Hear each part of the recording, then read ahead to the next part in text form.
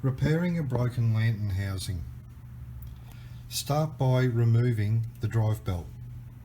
If you grab hold of the top of the oven shaft and you can wriggle it around, and you can see the whole housing move with the shaft, it is often the lantern housing is broken or fatigued down below.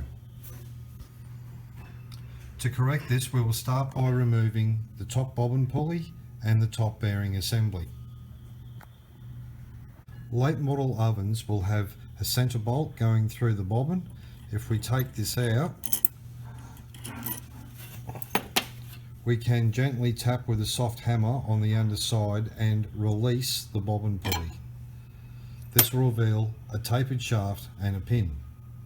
If it's an earlier model oven, there will be grub screws and nuts on the side of the top bobbin pulley lower housing. There'll be two at 90 degrees. Remove these and the bobbin pulley should come straight up. Release the two locking nuts and grub screws out of the centre of the top bearing, and the three nuts on the spider. Remove those, and then you can release the top bearing. If the top bearing is tight, you may need to use a bearing puller to pull this top bearing assembly off. This is the Technobate top bearing puller being used.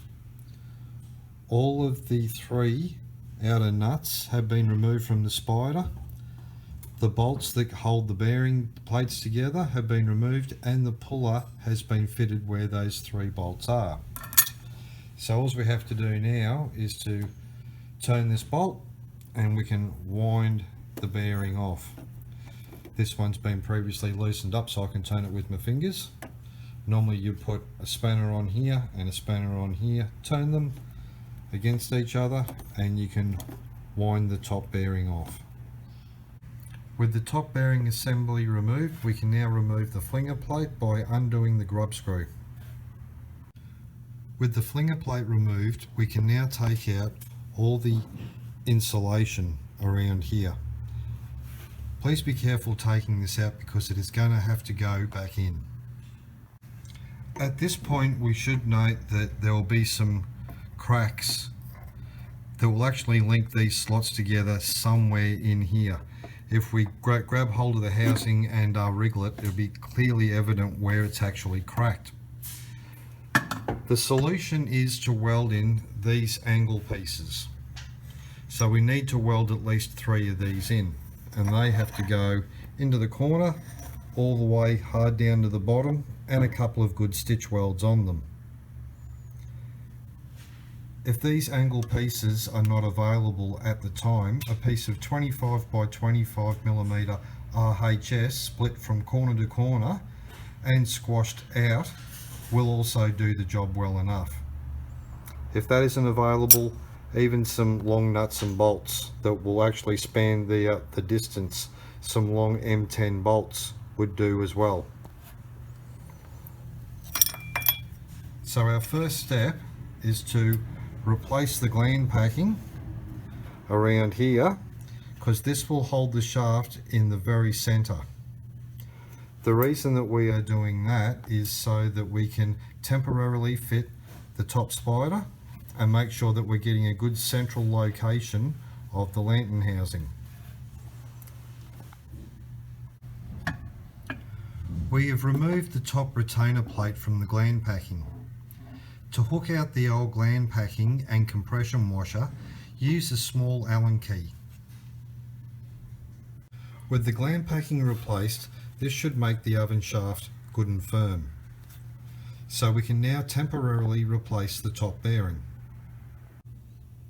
The top bearing has been put back into position. What this does is it holds the oven shaft central to the housing. This particular oven already has a reinforcing plate. If your oven does not have a reinforcing plate, now is the time to fit the reinforcing plate. So with the bearing fitted in position, we can drill off the rivets that would hold this top reinforcing plate if the oven didn't come with it. For ovens that do have this reinforcing plate and the top assembly has become loose, add extra rivets so that it holds everything in position, because now that the center shaft is packed solid and the bearing has been fitted, everything is referenced where it has to be. Fully weld across the bottom of the plate, a couple of stitches up and down the side and across the top.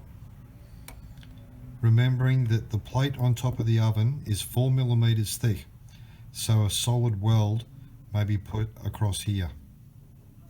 Reinstall the insulation. Reinstall the flinger plate.